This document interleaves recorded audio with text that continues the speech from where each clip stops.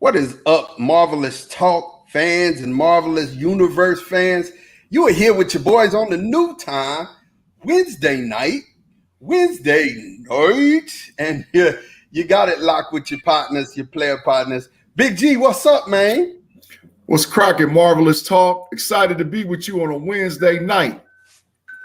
And of course, we got Dane. Dane, what's up, man? How you doing tonight? Hey, for all time, always. For all time, always. And look, man, I just want you guys to know, y'all out there in Marvelous Talk Land, guess what? This is a spoiler talk show. Because if you hadn't seen it yet, definitely I would tell you to get off of the stream, go watch it, then come back to this, because definitely we got some doozies coming. I mean, some real doozies, some things that we're going to talk about that's going to mess your head up, because it's done messed our head up. We done been in the rabbit hole. We done went down it twice, over 3 times, but definitely we going to... I live in the rabbit hole, man. I live in the rabbit hole. Let's be perfectly clear. I live in the rabbit hole. Listen, we going to get this thing started right after this.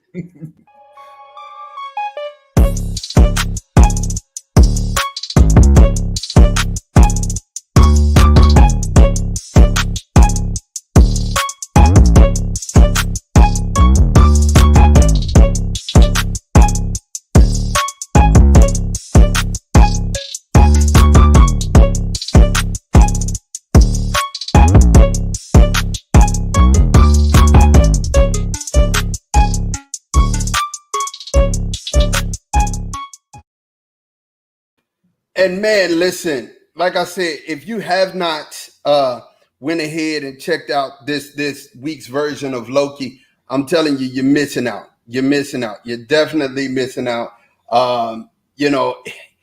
It's one of those that just mess your head up. We're sitting around and we're talking about something that actually at this point that has us, a little bumfuzzled, right? Is that a word? When you got to use words like bumfuzzled when you really bumfuzzled, because at this point it's a doozy. I don't know if you guys were able to kind of pick this up. The name of the episode is the Nexus event, right?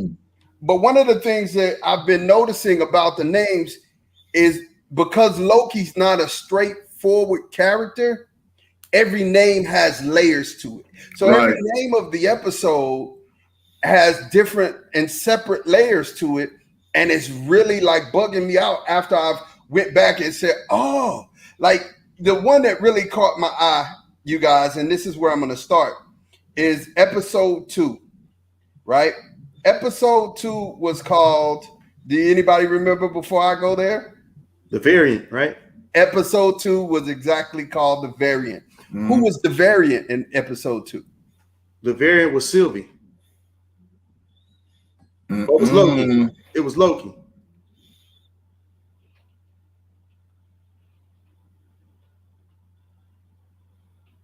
I guess he'll be back with us in just a second, y'all. So hang in there. But when I first saw it, I thought it was talking about Sylvie, because I found out that was the big reveal. I think that's who they were referring to personally, but could it have been both of them? Well, the episode called A Variant, we're talking about Mobius. Mobius is our variant. He just doesn't know it yet, right? That's why you had a lot of the big reveals and the big talks, and there was a whole bunch inside of there that we just totally missed, right? It's real because he believes it's real, talking about the TVA, right? And then how does it all end? Mobius, Loki asked him, hey, man, well, they're doing all of these great things. Tell me how it ends. Well, we're going to end in peace. And well, I don't know. And basically, Loki says to Mobius, man, in all of this peace, there's got to be chaos, right? Understanding that balance is the key to life. With peace, there's chaos. They're right there. They balance each other out. So now that I'm sitting and I'm looking at this episode, right? The Nexus event. What was the Nexus event? Was it just we're gonna talk about this some more. Was it just Loki and Sylvie touching? Was that the Nexus event? Nah. Just like this, Mod. The variant, right? Everybody is a variant except for a couple of people. But that's just my theory. The whole thing is all about variance because that's what we find out. Right? Absolutely, man. Absolutely. And Dane, who do you think at this point, man, what's the Nexus event for you? I don't think we've seen it yet, personally. I mean, man, I don't know. I mean, there's so many curveballs that have been thrown, and like you said, the word "bamboozled," whatever you said, bamboozled. So I feel like I've been. There's just so many. From Buzzle. There's been so many layers and tapestries that they've laid out that it's just kind of hard to. I was telling G, if we got 2 more episodes to go, they got a lot to resolve. They got a lot to resolve to me. Just because, like I said, you've thrown all of these things, and we're gonna get to one thing that I told G before we went on the air about that has me kind of miffed is that it's a lot of unanswered questions that G has told me. He's promised me that they're gonna resolve it in the end, and so that's what I'm hoping, man. But like I said, at this point, bro, it's just they've opened up, and that's when you get into these shows that deal with time. It's always like that. There's just so many layers, and it's so many layers. It's too many layers, right? It's too many layers. So this episode starts off. We find out that Sylvie is definitely Ravonna's biggest mistake. We find out Sylvie is Ravonna's biggest mistake. How? Because Ravonna was a TVA agent who brought Sylvie in, and you see Sylvie was just sitting on a Asgard, just playing with dolls. I mean, what does she do? We don't know. She's sitting on the porch in Asgard playing with dolls, and as she's sitting on the porch playing with Asgard, they come in, they bring her in. Now, here is something that I want to. This is my first wait a minute. She sees thing that Loki saw. Thing that Loki saw. The same down to the man that was the only difference was the intake person.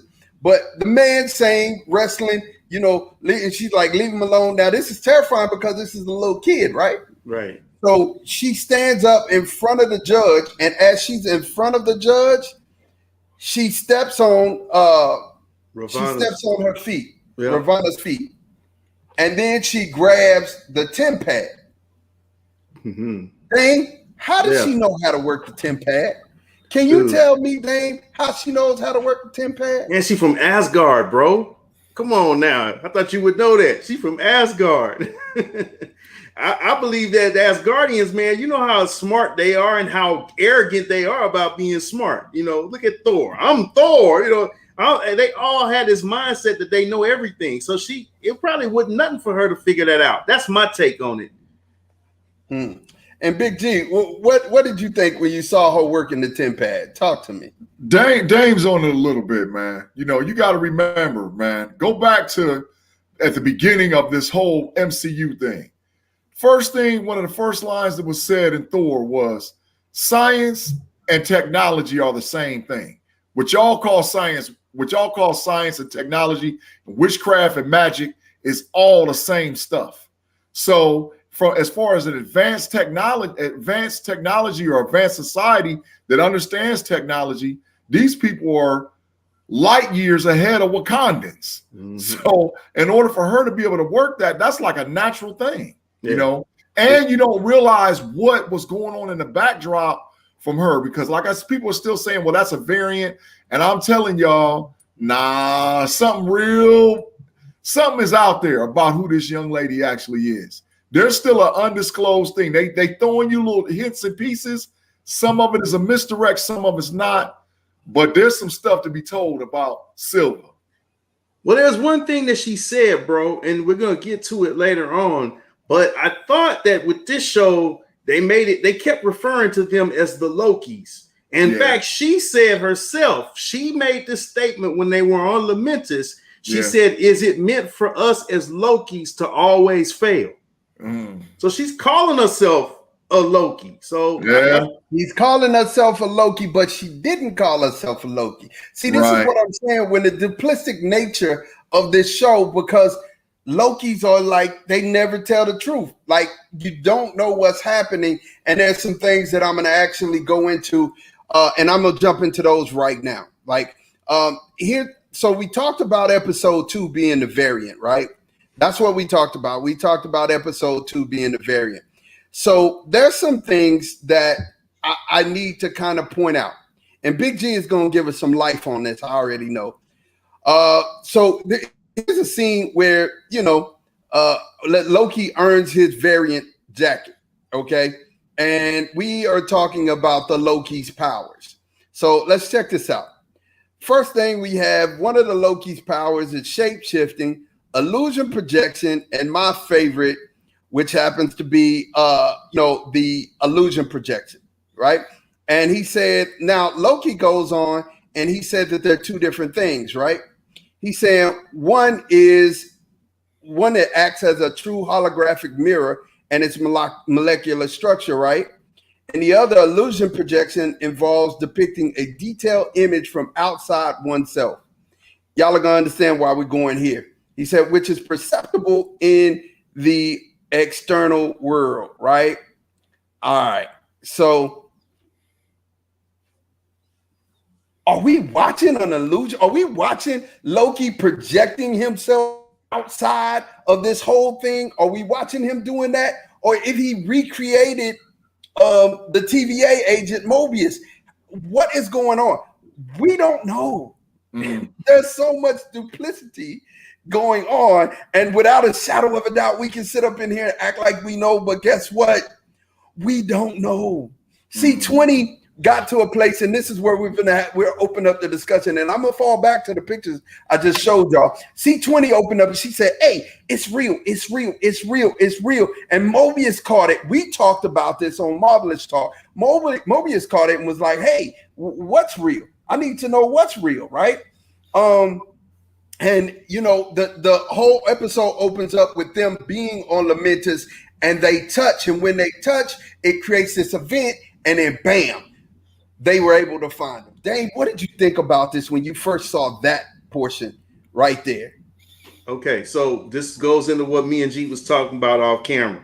I told him that, to me, and this is just me, and I heard somebody else say this, I thought that left a plot leak in some respect, because we go back to the episode that you were referring to, the variant. At the very end of that episode, we see these branches shooting all off of the timeline, and they are like freaking out. Like, all of the TV agents are out. They're just like going like it's an emergency situation, because we know she set up all those time bombs. But when they show this part with them, what you mentioned, the branch with them after they touch, the line is straight. When did that line get straight? There was no mention at all on how they resolved, which, if you know, that's how the show ended, with the branches when they was freaking out, going crazy. Now, my wife told me, she goes, obviously the TVA agents fixed it. And I'm like, okay, I can understand that. But they made such a big deal about that happening, and the fact that it could destroy the whole sacred timeline, but it's straight, except for this one little branch when they touch. What happened? How did they resolve something that they made seem like it was such a big deal? That's how the show ended, with that, all those branches. So that's the part that upset me, because I'm like, it's regular. You got the straight line except this one. So that was the part that got me. But overall, with them having that line because they touched, that was significant. And I think I think that kind of shoots a little bit at the theory that you said, because obviously, and Mobius even goes back, and it's the fact that he fell in love with himself, with his counterpart. So I don't think she's a projection. I think she's real. I really do. So that's my take on it. Now, G, talk to me, man. Now, I'm gonna tell you something. You like hitting them all over the head with this, right? First and foremost, the branch looks different from whatever we've always seen. When they touch it, it's straight up. It's not to the side, it's straight up. You know what I mean? And then you do have like these regular timelines. You know what I'm saying? So everything is back. Are we living in a projection? Are we seeing something different? We don't know. And if you guys out there in Marvelous Talk Land, if you feel like we're all over the place, this episode was all over the place. This ain't us. This episode was everywhere. So, G, what did you think about that when you saw that on them on Lamentus touching and you saw this Nexus event where they were able to find them? Well, I'm going to start with the comments that Dane made because we talked about some stuff off camera. I'm telling y'all right now, there's somebody behind the scenes controlling everything that's going on. I got my sneaky suspicion. You know, a lot of other platforms is out there calling this one and that one. I'm not going for the Mephisto gag this time. I'm going to wait till it actually happens. But I think I done figured out what's going on, right? But there's somebody behind the scenes pushing the buttons because that's how it's so easily reset. Because it's reset so fast because somebody's able to manipulate and control time in a way that they've never seen before. Remember the reference in episode 1 was time works different. Remember the reference in Ant-Man, time works different. Mm-hmm. So there's a trail of crumbs that's being kicked out to show you that, hey, there's something really going on that we can't understand. But what it is, somebody's messing with that whole scene, right? Now, the other big part of it is this, right? When they go and they're all together in that scene, right? Notice how all the TVA agents and everybody almost looks like the characters in WandaVision when they're being controlled, right? Think about how in WandaVision, how they were all actors on stage. And they were only important when you was interacting and intermingling with them, right? Mm-hmm. So this stuff sort of almost resembles the magic that's being showed in WandaVision, right? So I'm watching the trails from show to show, and I'm like, wait a minute, Loki's a master sorcerer, right? So if he's a master sorcerer and the guy or the person or the team or the people that's behind the TVA can manipulate him, oh, they can do some stuff we ain't never seen before. So it's playing out in front of us. It's just that I think this is the lay or the base or the background of not only Loki season 1, but season 2, but also big pieces for Doctor Strange and the Multiverse of Madness, as well as Ant-Man Quantumania. I agree. Maybe in Spider-Man too. Yeah. Maybe in Spider-Man. Well, I mean, you got to think about it. For at least the next 3-4 movies and 3-4 shows, this is setting up a doozy. We will not see the end and the payday on this, I don't think, until we see Doctor Strange. Right? When we get Doctor Strange, I think we'll get the payday on a lot of this stuff that we're seeing. But for things to make sense, you know, now we get grounded. They have captured Sylvie. They've captured Loki. Mm-hmm. You know, they put Sylvie in a separate.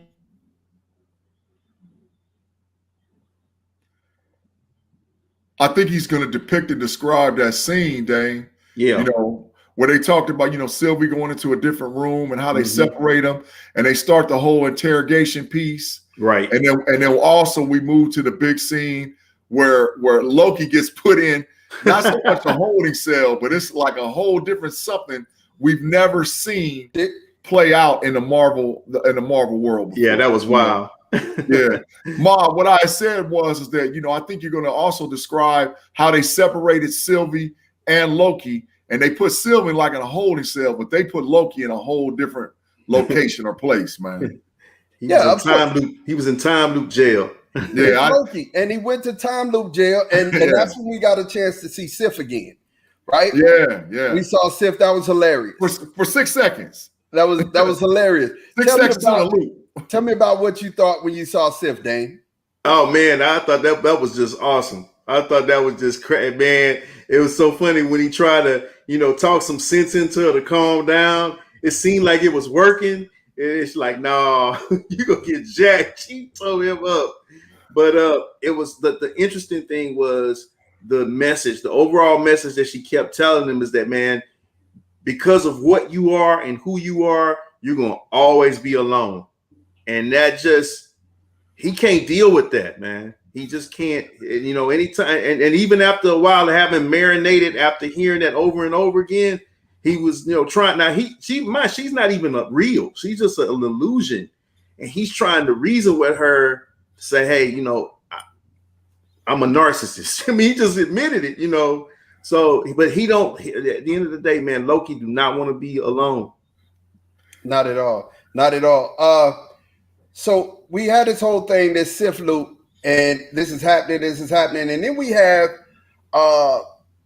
Mobius going back and asking. He's talking to C-15, and she asked. Well, first of all, he went and he spoke to Ravonna, and he asked Ravonna if he could actually speak to Sylvie again, and she's like, "Nah, I don't want you speaking to Sylvie," and it was kind of weird.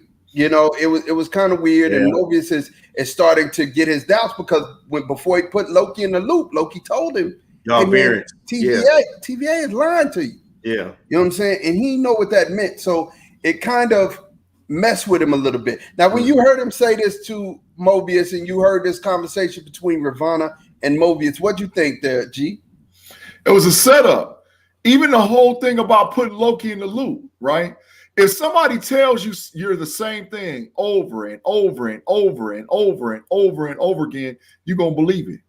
It's a setup, man. Somebody's behind the scenes pushing buttons because they need Loki to be a certain way in order for their perfect timeline to stay the way that they need it to stay, right? But that's a whole nother thing I'm going to tell y'all about when we get towards the end without spoiling it, right? But the thing about how Mobius interacted with our Slayer is that the setup was she's trying to play him to figure out what she knows, but Mobius is playing her. Everybody's moving like sleight of hand because the issue is you can obviously tell that if you didn't think before, she was part of the bad boy crew or the crew that's behind all of this. She's definitely tagged and tied. But even more so, her thing is she's got to keep everybody within a certain purview or view of the character or the role they play, or they're going to get deleted or pushed out or pushed away or whatever. So she's trying to manipulate the situation even more than what you would think a character like Loki would manipulate a situation, because Loki's always 10 steps ahead. So if Loki's 10, that's our Slayer, man, she done checkmate in 3 moves. She 3 moves done next, 3 moves done next. That's what she's doing, man. Yeah, she's working. She's working. Yeah, I believe she's working for the big bad. Yeah, no doubt, no doubt, without a shadow of a doubt. And those heirlooms that she bring back, those trophies, there's something to them. I don't know what, but mark my words, they're gonna come back up again. Mark my words, they're gonna come back up again. So we got Mobius leaving the office from talking to Ravonna, and he goes back. Of course, he bumps into C-15. She asked him, what did Loki tell you? And he was like, yeah, he told me that the TVA is lying. C-15 at this point is spooked. Yeah. She's gone. She's like, look, I saw something basically, and you could tell when she woke up that she saw something different, right? Yeah. So Mobius goes back in and he grabs Loki. And when he grabs Loki, they sit back down. He starts talking again, and he was like, hey, was this your fleeting cockroach trying to stay alive thing, or were you really trying to tell me something? And basically, Mobius then begins to try to work Loki. And at the point he's working Loki, he's telling Loki, hey, look, you should shoot C-15 a kite and tell her thank you, because she already did it. She took her out. So now you're the superior Loki, right? And he could tell in Loki's eyes that Loki was kind of hurt behind that, because what Loki doesn't want is to be alone. And what he doesn't realize is he's not alone. And we're going to see that here in a minute. He's not alone in a major way. So now, we have him talking, and Mobius breaks him basically, and he tells Mobius, hey, look, if what Sylvie told me is true, you guys have a real life, and y'all weren't born here. Y'all weren't created here. Y'all actually were kidnapped, and y'all are variants yourself, right? So now that brings to like the conversation that we had in the actual episode, the variant, this is real because I think it's real. I believe it's real. Yeah. Right? So that's why we went back to the variant in the very beginning, is because I want you to understand this is all weaving together, but it's weaving together through a whole bunch of muck and mire. Dude, like I'm lost. I'm lost trying to put it all together. And I told you we're in the rabbit hole. So, G, what do you think about this at this moment in time that, you know, he tells him that he's a variant and he's getting ready to put him back in. And he said, hey, you're the biggest liar in this place because of the lies you tell yourself. What did you think about that statement? Well, you know, that was a sleight of hand and setup too, because what Mobius was looking for is not just what caused the Nexus event, you know, which he figured out. He was like, wait a minute, you actually care about something. So that made everything change, which even feeds more into my theory is that Loki's got to be a particular way, because out of Loki, something was birthed. And if that something was birthed, caused something else, and that caused something else. So Loki's the pivotal person. I don't know if it's necessarily that Loki is a Nexus being, but his character of Loki has to, for the timeline to exist the way that it exists, Loki's got to be the bad guy. He's got to be the big threat, or part of the big threat that draws the Avengers together, that rebirths Captain America, that makes Tony Stark come. He causes all of the stuff, right? So that's one part of it. The second part of it is that Mobius not only is like pulling or sucking information for Loki to try to figure out what's going on, but I think he already had figured out that something is really, really wrong with not just what he's been doing, but how he's just been manipulated, right? And so I think that Mobius knows a little bit more than what he goes on to show. And that has a lot to do with why he's always asking, if you're watching all the episodes, how come I can't go in and see the timekeepers? How come I can't get this? And how come I can't get that information? Which leads right back to the comic book. Because if you go back and look in the comic book, there was multiple Mobiuses. And when one of them wouldn't do what the whole TVA was trying to keep going and keep doing, they deleted it and they started over. So I don't necessarily know if Mobius is tied into the big bad, but I think for the first time we really see that he's a pawn or he's getting manipulated. Yeah, and you know the thing about that, G, is I feel that with my whole heart, right? Because the once again in the variant, he said when he was talking about Surtur and Ragnarok, Ragnarok always has to happen. So does Loki always have to happen? Does Loki always have to exist? They've killed more Lokis, and he said we've killed more Lokis than anybody. You know what I'm saying? So is Loki like the key to the madness? Is he the chaos that the universe needs to keep balance? Possibly. Right? Well, it's whatever. It's in order for whoever's behind this and who's the big bad, they got to make sure Loki plays that role no matter what. That's what I know. If I don't know anything else about the whole show, I know right now without a shadow of a doubt, Loki has got to be the central villain or pushing the central villain in order for it to go down the way it's going down. Because if it don't happen, then everything else just changes. I know that without a shadow of a doubt right now. Now, my question in regard to that, and I'm not saying that's not true. I think that's a very good theory, but why all the other variants? Why do we need? I mean, why do we need all? I mean, that's a lot of people there. Why do we need all these people? That's the part that I don't understand. It's like, you know, if he's the one that's essential, why do you need all of these people existing in this TVA? Well, so I mean, you got to think about it. It's almost like the Matrix theory, right? It's the Matrix theory. One opens up another person's eyes, and every once in a while, somebody comes through to where they got to reset the whole thing, reboot it, start over again, right? The one, right? So they got to start over again. It's a big epic battle and everything goes awry. But in the end, is purging itself, right? Mm-hmm. So are we doing the same kind of thing, Dane? Are we getting a whole bunch of people that's getting free, and then as those people get free, we get to this epic moment to where now we reduce it all back to 2 and we start all over again, and Ravonna is that main person that's been here throughout that whole time. That's why her and Kane be getting it in.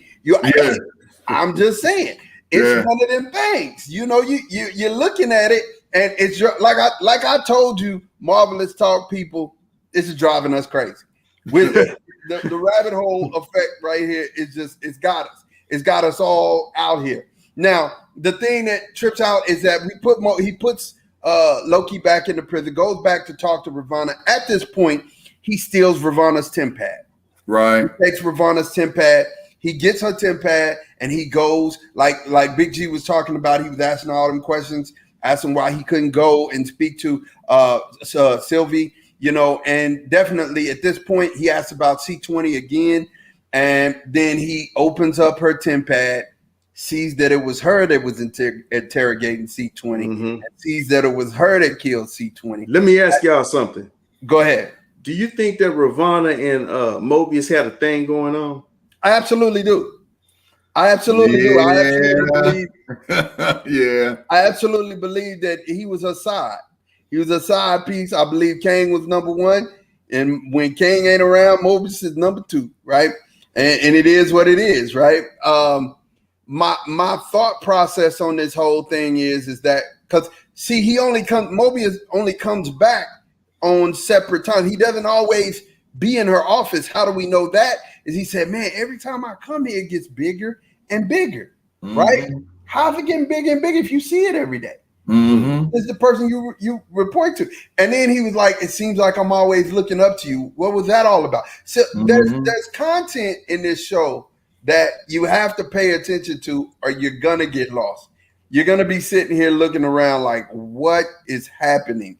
Like, for real. So now he has a TemPad. He's looking, and he goes back to get Loki. Now, before this, Hunter C15, all these numbers, goes in, grabs Sylvie, and takes Sylvie back to the Nexus event. So to Rock's cart.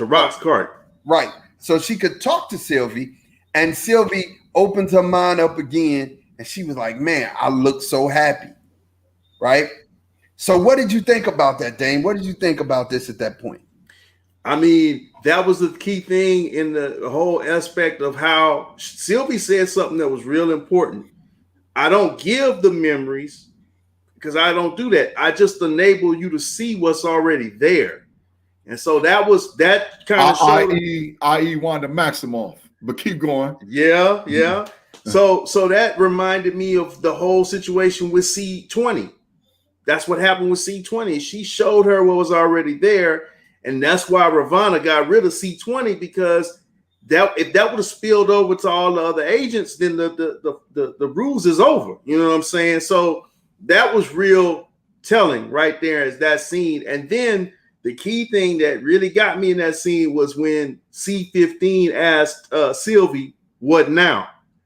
Because now you've convinced her. You've taken the wool off our eyes, and you've opened our eyes to what is really the truth. So she's like, "What now?" And I'm like, "Uh-oh, what's about to go down?" You know. So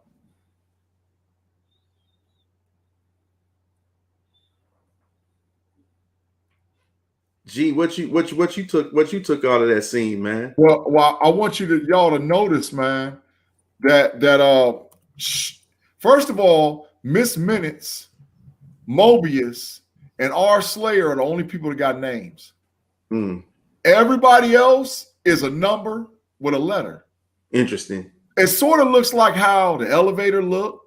And when they go into the library and they look and you see A16 and 9F43, and you know, how come everybody's set like that except for Miss Minutes, Mobius, and Ravonna, and Ravonna Slayer? Ravonna, yeah.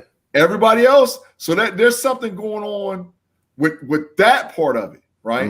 But then also there's a sleight of hand that's going on between R. Slayer, Ravonna, and Mobius. She plays him.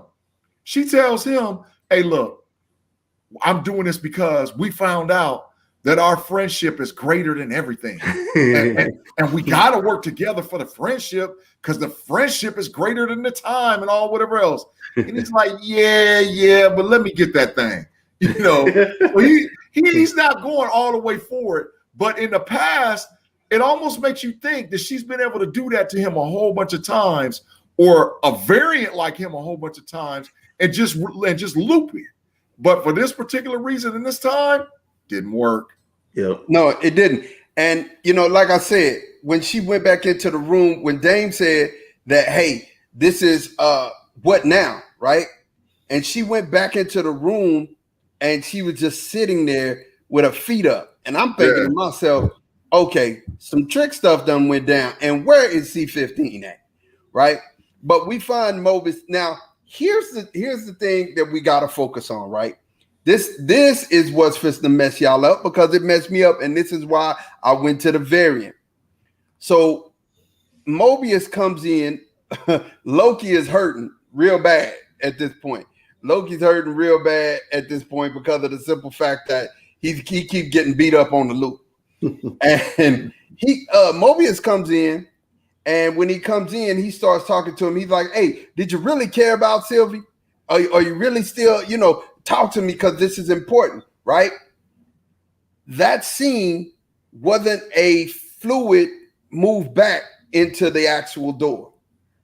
Right. Did you guys notice it? It wasn't a fluid move back into the actual door. So tell me this. Did Mobius and Loki actually come back? Yeah. I think they created... Or did they switch places? I think they created a Nexus event. That's why all of us see these little Nexus events that they're putting on the timeline. That's their alert for them to let them know that something can get switched up, right? That's why they do it. That's why Mobius made the statement, man, I done set the parameter so low that if somebody steps on the wrong leaf, everything is going to go off, right?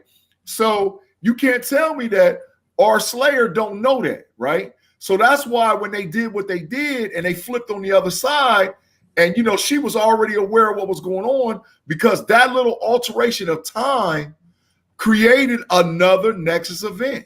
It's all being controlled by a puppet master that we just don't really see what's going on.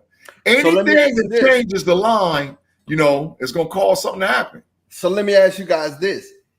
Did Mobius actually give her back her TemPad? Or did he give Loki the TemPad and give her another TemPad? Mm-hmm. We're playing sleight of hand here, you guys. Yeah. This is shell games. So I mean, the one thing I do know is this is not straightforward. So if you keep looking for everything at face value, you're gonna lose. Right. You're gonna lose, and you're gonna lose big. Because Loki said it himself. They lose, but they don't die. Yeah. Loki's lose a lot, but they don't die. And we also have the still shot of Mobius driving in front of the Sphinx. That's in the credits. So we know that this ain't the last time that we're going to see Mobius. Right. Where did they send him? Right? Because she pruned him, right? And then we know that Loki got pruned after we find out that they went to go see the Wizard of Oz and the big robots fell apart. You know what I mean? But Ma, this is all comic book homage. Really, to be honest, when you start going back and you look at the comic runs with the TVA, and you really find out how critical they are to set up characters like Doctor Doom, to set up characters like Kang, to set up characters like the Fantastic Four, to set up the Negative Zone, to set up Annihilus, to set up Galactus. This is all stuff that's sort of got to happen for these characters. So they're building a world, but it's like we're all the way back at Iron Man 1. We're not at Avengers Endgame. We're at Iron Man 1. So, we just got to give them a chance to let that sleight of hand play out, because they're setting up stuff for us that's going to be huge. That's just my feel on it, bro. Mm-hmm. Yeah, I agree. Dave, so Dave, you seen the Sphinx with Mobius driving in front of the Sphinx, right? And that's a take right there. What are you thinking? Do you think that this is where we're gonna find the intro of Kang? We already know we got Kang the Conqueror coming. We have the character there. So do you believe that this is we're gonna run into a pre-version of him here at this point? I mean, it's hinting to it. I mean, I don't know. I mean, I really don't. I have no idea. I mean, I don't want to get my hopes up too high, and then they do us like Mephisto. Because I really think they're making everybody putting breadcrumbs out there, making people think it's that, and not saying that that's coming. I'm not saying it's not coming, but is it coming now? You know what I'm saying? Right. So I don't know. It could possibly vary just because of what G is saying, and the fact that we know that Ravonna Renslayer and Kang. I mean, if they had Scarlet Witch and Vision, which is comic book all over the place, I can't see them separating Ravonna Renslayer and Kang, who were very much together. I can't see that not happening. So, like I say, man, all of the breadcrumbs are pointing to that, and it is making us think that Kang is the Wizard of Oz, character pulling the strings. But to be determined. And I think, and I'm gonna go back to something that I really believe. Just because of that statement, G said it. Scott Lang said time works differently in the quantum realm. Mobius said the exact same sentence. So I definitely believe that the TVA is in the quantum realm. I really believe that. That was G can't take credit for something that I said. Now we can rewind the tape. That's something that I put out there. He said it. He echoed, you know what I'm saying? He already have too much credit. We can't let him have all. Now, G, this is somewhere where I got to ask you. G is our comic book aficionado. He is the man. So, G, tell the world who Kang the Conqueror really is. All right. I need a whole half hour, but I'm gonna go like in 3 minutes. I'm gonna make it happen. 3 minutes. All right, so listen to 3-minute version. Listen to this. Kang the Conqueror originally was a guy called Ramatut. Ramatut was a time traveler from the 31st century that went back in time to claim his heir called In Saban Nur, who y'all know, if you know anything about the Marvel, is Apocalypse. All right. While he was back in time, he had another version of himself come, which was actually a relative of Dr. Doom and fight called Immortus, that fought him for the right to claim Inside Banur as his heir.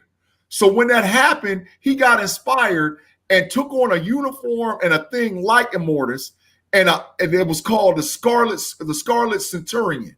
The Scarlet Centurion then later on changed his outfit, upgraded his technology by, guess what? Adamus Stark, who Adamus Stark is a relative of Tony Stark, and he called himself Kang the Conqueror. So see how this guy is tied to all these people? And what Richards is he? What is his real name? Franklin Richards, who is an heir of both Victor Von Doom and Reed Richards. And for y'all that don't know, that is Dr. Doom and Mr. Fantastic. And that's Mr. Fantastic. Wow. That's who this guy is, man. So, they're setting up storylines everywhere, man. Everywhere. And it's crazy. It's crazy to think that, we're seeing the beginnings of this 2 movies ahead, or 2 or 3 movies ahead of what we're going to see in Ant-Man, where we know Kang is coming in Ant-Man, right? Hey, man, I just wish, and they said this early in the show, when the show started and they started talking about introducing variants. But, man, think of how many they could have worked that story so much with the MCU. I mean, think of all the variants we got, just that we've seen. You've got the Human Torch and Captain America, same guy. Yeah. You've got the Human Torch and Killmonger, same guy. Yeah. You got Thanos and Cable, the same guy. So it's just like I said, if they would have worked that variant thing, man, and that was just Quicksilver and Boner. Yeah. So I want to correct one thing, and he's right. It's a Richards, but it's Nathaniel Richards. Franklin is Reed Richards' son. It's Nathaniel. Yeah, his son. Nathaniel but it's still a Richards, which is Reed Richards' dad. So I mean, what are we talking about? I mean, it's a time traveler. Yeah. And we're talking about time. So it's no wonder we're here in the middle of this whole, it's just a web. It's a spider web.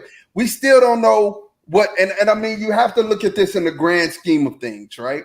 So that's why this episode of Loki was so really good, right? Because in a grand scheme of things, what we just saw, right, is the mix-up in time. We just saw a mix-up. So if you throw cards on the thing and you just start doing this whole thing like when you do with dominoes and you shake it up, that's exactly what we just saw, right? Mm-hmm. And so now you're finna start getting some answers. To Dane's point, you're gonna start getting some answers, but I guarantee you guys, you heard this here on Marvelous Talk, you won't get all the answers.